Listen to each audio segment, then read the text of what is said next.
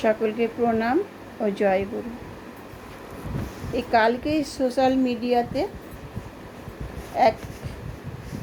একজনকে দেখলাম,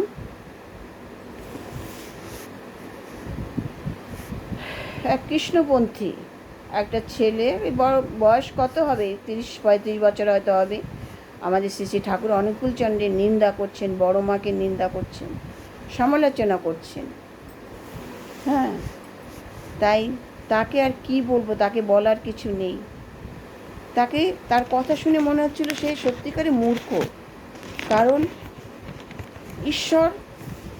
ঈশ্বর এক অদ্বিতীয়, আমরা এটা জানি। যে রাম সেই কৃষ্ণ, সেই আল্লাহ, সেই মোহাম্মদ, হ্যাঁ, সবই কিন্তু ঈশ্বর এক ও অদ্বিতীয়। এটা আমরা কিন্তু গীতায় পড়েছি, আমরাও গীতা পড়ি। আর আমরা যারা অনুকূল ঠাকুরের দীক্ষিত না, তারা আমরা কৃষ্ণ নামও জপ করি। কৃষ্ণকে নিয়ে আমাদের গান, কৃষ্ণকে নিয়ে জয় রাধে রাধে কৃষ্ণ কৃষ্ণ গোবিন্দ গোবিন্দ বলরে, এটাও আমরা করি। আমরা কৃষ্ণ কে, কৃষ্ণ ভগবান, এটা আমরাও কিন্তু জানি। এটা আমাদের বোঝাতে হবে না। তাহলে এই কারোর সমালোচনা, এরা আবার নাকি ঠাকুর, এরা নাকি ঈশ্বরকে ভালোবাসে, এরা কৃষ্ণকে ভালোবাসে, এরা শ্রীকৃষ্ণকে ভালোবাসে, ঈশ্বর জ্ঞানে তাকে পুজো করে, এই তার পরিচয়, যে অন্যকে নিন্দা করা। আজকে অনুকূল ঠাকুর, আজকে সে ঈশ্বর না ভগবান সে কিন্তু বলেনি, সে জানেও না। এটা যদি কেউ ভগবান তার ঈশ্বরের জায়গায় বসিয়ে থাকে, সেটা করেছে তার শিষ্যরা করেছে, লক্ষ লক্ষ কোটি কোটি শিষ্য করেছে। সে কিন্তু নিজে বলেনি। আমাদের শ্রী বড় মা, সে যে লক্ষ্মী, সে কিন্তু নিজে বলেনি। আজকে বলছে, বড় মাকে ব্যঙ্গ করছে, বড় মাকে লক্ষ্মীর আসনে বসিয়ে পুজো করছে। হ্যাঁ, লক্ষ্মীর আসনে বসিয়ে পুজো করছে, এটা নিয়ে সে ব্যঙ্গ করছে।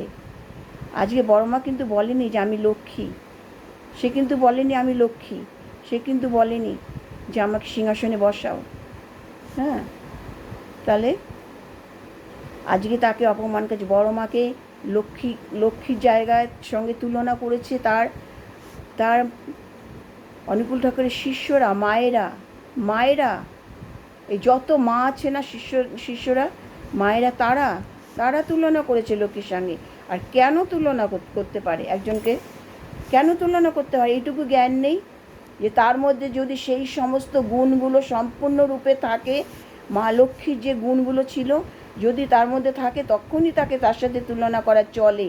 আর যে ঈশ্বর কাকে বলবে? যদি ঐশ্বরীয় গুণগুলি তার মধ্যে দেখা যায়, প্রস্ফুটিত হয়ে ওঠে, তখন তাকে কিন্তু ঈশ্বরের জায়গায় বসানো যায় না? জীবন্ত বা ঈশ্বর ছিল না চৈতন্য মহাপ্রভু, শ্রীরামকৃষ্ণ পরমহংসদেব, তারা সশরীরে আসেনি পৃথিবীতে। হ্যাঁ, তাহলে অনুকূলচন্দ্র কেন হতে পারে না? কেন হবে না? হতে পারে না কেন? এই যে মূর্খ, একে বলবো যদি কষ্ট করে হলেও অনুকূলচন্দ্রের লেখা বইগুলো যেন সে একটু পড়ে, এবং তার যে ঋত্বিক দাদারা তাদের একটু আলোচনা যেন সকালবেলা শোনে, 2-4 জনের আলোচনা অন্তত যদি শোনে, আর 2-4টে বই অন্তত পড়তে বলবো। তাহলে বুঝতে পারবে যে অনুকূল ঠাকুর কে, এবং তার যে সহধর্মিনী, তার লীলা সঙ্গিনী শ্রী বড় মা, হ্যাঁ, কে ছিলেন।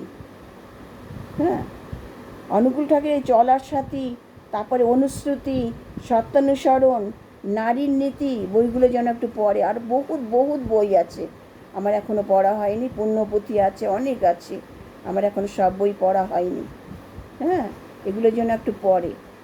কেন কারোর সঙ্গে সমালোচনা করা এটা ঠিক না। এটা যদি আমাদের কোনো যদি ভক্তের চোখে পড়ে না, তাকে ওকে উত্তম জবাব দেবে। তীর্থমল্লিকের সামনে যদি পড়ে, উত্তম জবাব দেবে। হ্যাঁ, আজকে সকালবেলা যে ঋত্বিক দাদারা যে আলোচনা হয় না, ওকে বলবো একটু শুনতে। আজকে 85 বছর 80 বছর বয়সে যারা ঠাকুরের সঙ্গ করেছে, তারা এখনও সকালবেলা তাদের যে আলোচনা, ঠাকুরকে নিয়ে আলোচনা, সেটা সকালবেলা হয়। সেটা হয় প্রলয় মজুমদার, তারপরে সম্পদ নারায়ণ বন্দ্যোপাধ্যায়, এদের জন্য 2-1 জনের আলোচনা একটু শোনে। একে বলবো, এই মূর্খকে বলবো তারপরে আলোচনা করতে। হ্যাঁ, ঈশ্বরকে কেউ দেখেছে? ঈশ্বরকে কেউ দর্শন করেছে? বলতে পারবে আজ অবধি যে আমি সাক্ষাৎ শ্রীকৃষ্ণকে দেখেছি, সাক্ষাৎ আমি মা কালীকে দেখেছি, সাক্ষাৎ আমি দেবী লক্ষ্মীকে দেখেছি, মা দুর্গা আমার সামনে এসে দাঁড়িয়েছে। বলতে পারবে কি? প্রত্যেকের ভিতর ঈশ্বর আছে, প্রত্যেকের মধ্যে দুর্গা আছে, প্রত্যেকের মধ্যে মা লক্ষ্মী আছে, প্রত্যেকের মধ্যে শিব আছে, প্রত্যেকের মধ্যে ঈশ্বর আছে। আছে, সেটাকে ফুটিয়ে তুলতে পারে কজন? কজন ফুটিয়ে তুলতে পারে? সেই শক্তিকে ধরতে অবলম্বন করতে পারে কয়জনে? প্রত্যেকের মধ্যে কিন্তু সুপ্ত অবস্থায় ঈশ্বর আছে। তা সকলকে, প্রত্যেককে কিন্তু ঈশ্বর বলা যায়, এটা জানতে হবে, এটা ইয়ে করতে হবে। তাই এই যে বড় মায়ের কথা বলে, এই যে আমাদের ঠাকুর মেয়েদের 8টি নীতির কথা বলেছেন, বৈশিষ্ট্য: নিষ্ঠা, ধর্ম, শুশ্রূষা, সেবা, সাহায্য, সংরক্ষণ, প্রেরণা, প্রজনন। এই 8টি কথা বলেছেন ঠাকুর।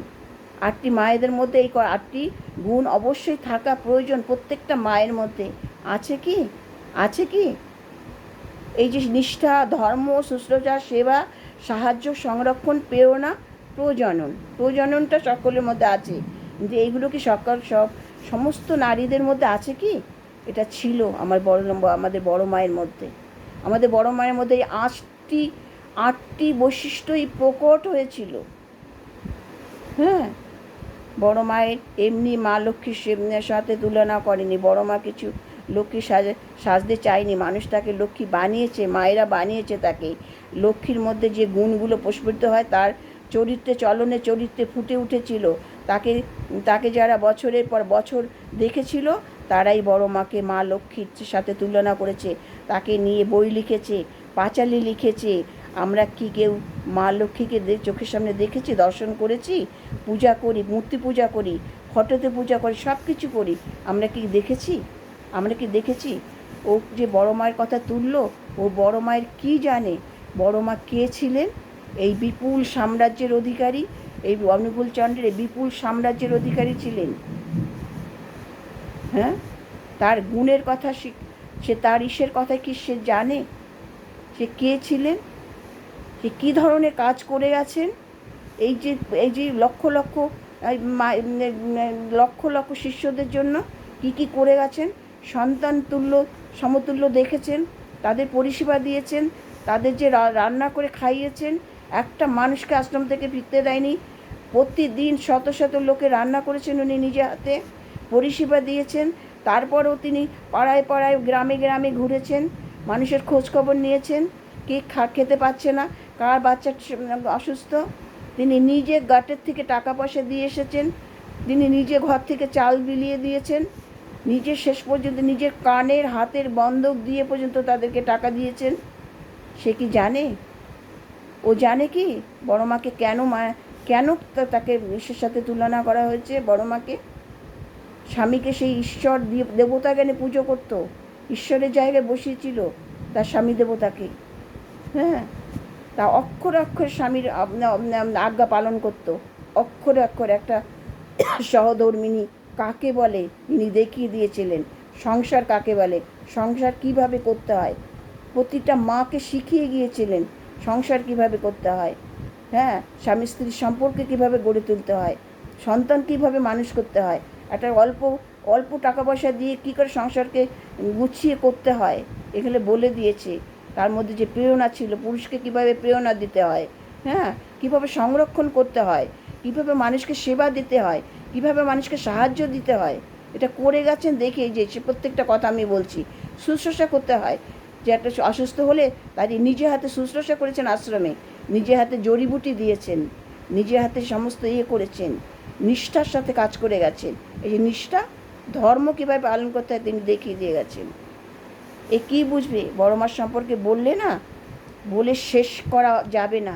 এই যে বড় বড় ঋত্বিক দাদারা, এই যে যারা ও কী বুঝবে? ওই মূর্খ বড় বড় ডাক্তার, উকিল, ব্যারিস্টার, উচ্চশিক্ষিত, তারা বড় মা সম্পর্কে বই লিখে গেছে। যারা বড় মাকে দেখেছে, বড় মার কাছে গেছে, আশ্রমে বড় মার সেবা পেয়েছে, তারা বই লিখেছে নিজে হাতে, বড় মাকে নিয়ে বই লিখে গেছে, বড় মার চরিত্রকে ফুটিয়ে তুলেছে, তার বৈশিষ্ট্যকে করে গেছে, স্বর্ণাক্ষরে লিখে রেখে গেছে, বই লিখেছে বড় মার জন্য এই সমস্ত মানুষে। ওর মতন ও কোথাকারই বড় মাকে নিয়ে কথা বলে? হ্যাঁ, ঈশ্বর, আরে বুদ্ধ, ঈশ্বর তোর মধ্যেও আছে, তুই কি পারবি সেটাকে ফুটিয়ে তুলতে? আমাদের অনুকূল ঠাকুর তুলেছিল সেটাকে, মানুষ বুঝতে পেরেছিল, দেখেছিল যে ঐশ্বরীয় শক্তি কাকে বলে, ঈশ্বর কাকে বলে, তার মধ্যে দেখতে পেয়েছিল, তাই তাকে সে ঈশ্বরের জায়গায় বসিয়েছিল। সে যারা বসিয়েছিল না তারা মূর্খ না, তারা অজ্ঞানী না, তারা মাতাল না, তারা উচ্চশিক্ষিত পণ্ডিত ব্যক্তি, বুদ্ধিজীবী মানুষ। তারা তো সেই জায়গাটা তাকে বসিয়েছিল। তারা প্রত্যেক পদক্ষেপ, প্রতিটা পদে পদে তাকে পরীক্ষা করে দেখেছিল। তুই কি জানবি তুই? এই যে সকাল বিকাল বসে মালা টিপলাম, এটা না, এটা অনুকূল ঠাকুরের ধর্ম কাকে বলে জানিস? মানুষের সেবা করা, মানুষের পাশে দাঁড়া, পাড়ায় পাড়ায় ঘুরে বেড়ানো, মানুষের পাশে দাঁড়ানো, মানুষকে পথে আনা, পরিবারকে পথে আনা, যাতে তারা যাতে বিপথে না যায়, উশৃঙ্খল জীবনযাপন না করে। এটা কি তুই জানিস? কয়েক কোটি মানুষকে তিনি সৎপথে ফিরিয়ে এনেছিলেন, সে কয়েক কোটি পরিবার আজকে ঠাকুরের পথে আছে। তো কী জানবি? সেদিনও তো এই বন্যায়, আসামের বন্যায় 2 কোটি টাকা দান করেছেন আমাদের দেওঘর থেকে আচার্যদেব। এই তো আমরা খবরে এসে শুনলাম 2 কোটি টাকা দান করেছে এই আসামের বন্যাতে। খবর রাখিস, প্রত্যেকটা অ্যাক্সিডেন্টে, প্রত্যেকটা দুর্ঘটনায়, প্রত্যেকটা বন্যায়, প্রত্যেকটা এসে আমাদের আচার্যদেব লক্ষ লক্ষ টাকা দান করছে, 50 লাখ, 1 কোটি টাকা পাঠাচ্ছে প্রত্যেকটা জায়গায়। কি জানিস মানুষ সেবা কাকে বলে, জনসেবা কাকে বলে, সমাজসেবা কাকে বলে? সমাজ সংস্কার করেছে, সমাজকে সংস্কার করে গেছেন ঠাকুর। তুই কী জানবি ঠাকুর সম্পর্কে? বইগুলো পড়িস। বাংলাদেশে যখন ছিল কয়েক লক্ষ মানুষের রুজি রোজগারের ব্যবস্থা করেছে ঠাকুর, কলকারখানা করে দিয়েছে, কুটির শিল্প তো করে দিয়েছে, বৈজ্ঞানিক গবেষণা করে সেখানে হাজার হাজার মানুষের কাজ করে খেতে পারে। গ্রামীণ ব্যাংক করেছে কৃষকদের জন্য অল্প সুদে। কি জানিস? মায়েদের জন্য কুটির শিল্প করে দিয়েছে, আশ্রমে হাজার হাজার মানুষকে পরিষেবা দিয়েছে, খাবার দিয়েছে ঠাকুর। গ্রামে গ্রামে ভিক্ষা করতে বেরিয়েছে মানুষের জন্য। আর বড় মাকে কেন সিংহাসনে বসিয়েছে তুই সেটা নিয়ে তুই না জেনে তুই কথা বলিস? এত বড় সাহস তোকে কে দিয়েছে? হ্যাঁ,